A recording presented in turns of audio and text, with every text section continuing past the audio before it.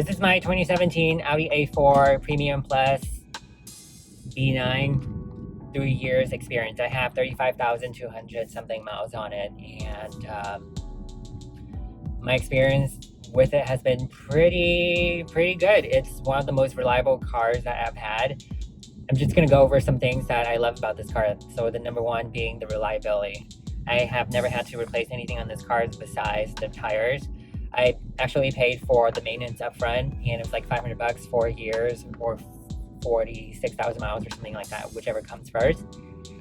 And anytime that it has maintenance or anything's wrong with it, I just take it to the dealers and they take care of it, and it was totally worth it. Another thing I love about this car is how quiet it is. I read an article back in 2017 when I was doing my research, and I don't know if this is true or not, but at the time it says the most quietest car is the Rolls-Royce Phantom, and then next to it is this car, and I don't know if that's true.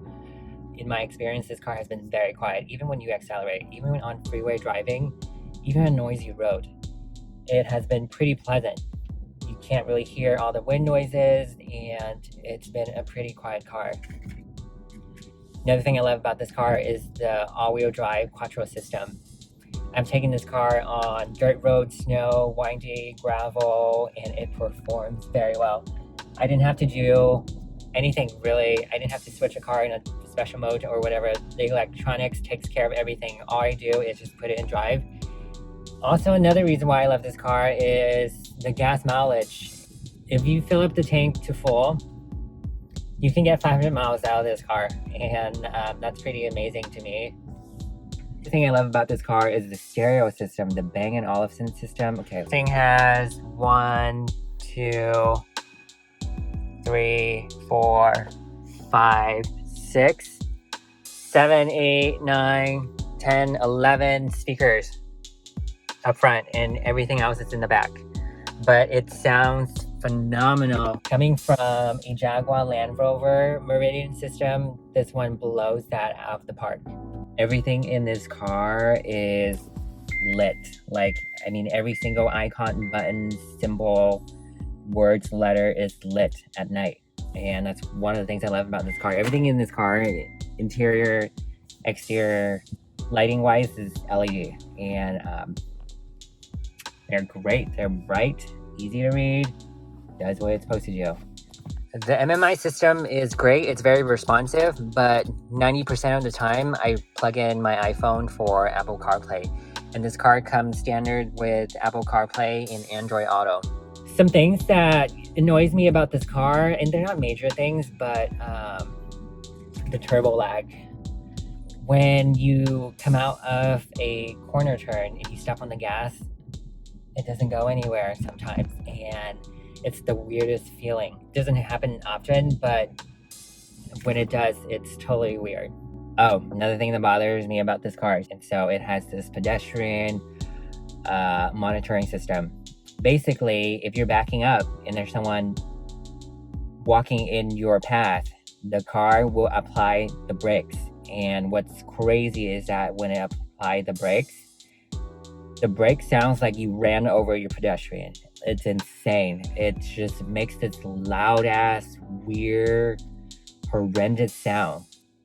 And it's just the weirdest shit. Another thing I don't like about this car is the instrument screen. So it doesn't have the traditional dial. It has there you go, configurable instrument cluster. And what's annoying about it is that I've always put it on the map. I always have to change it to the map, and it always starts at the home screen, which is just the image of the car, and you have to change it to the map. I have to change it every single time I start the car. It's one of the things that just bugs the shit out of me.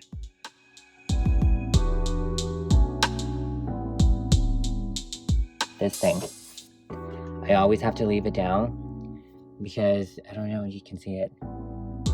When it's folded, it's rattled. It's hitting something, and it vibrates, and it fucking rattles every time I drive, and it annoys the shit out of me. So overall, this is a great car, for a daily drive, daily commute, does whatever it's supposed to do.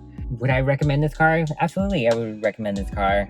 I think it has the looks. That's what it's supposed to do. It's great on gas mileage. It's luxurious, but it's not the traditional luxurious. It's like it's almost like the technology luxurious, because if you look at the dash is pretty handsome, I would say. It has sharp angular lines, and it's not like a traditional Mercedes luxurious, I would say. So Audis are known for their technology, I would say. And so that's what I would call this. This is like a technology luxurious vehicle. Funny thing though, if you want something sportier, I would go for the A3 Turbo. What's blown me away about that car was one time I had this at the dealership, and they finally gave me a loaner car, and they gave me an A3. And that thing was so much fun to drive because it's lighter and smaller. The acceleration kind of blew me away. Steering is lighter for sure. The car is lighter, and it was just a joy to drive. It's almost like back when I had a Mini Cooper, and it was just like it was just such a cool car. And then I get back into this car, and I'm like, oh my god, this car is so heavy. The steering wheel is definitely heavier. The whole entire car is heavier. It's just bigger. Let me know if you guys have any questions about the car. I'm more than happy to answer anything else if it helps you choose your car. And last but not least, don't forget to subscribe, and until the next video.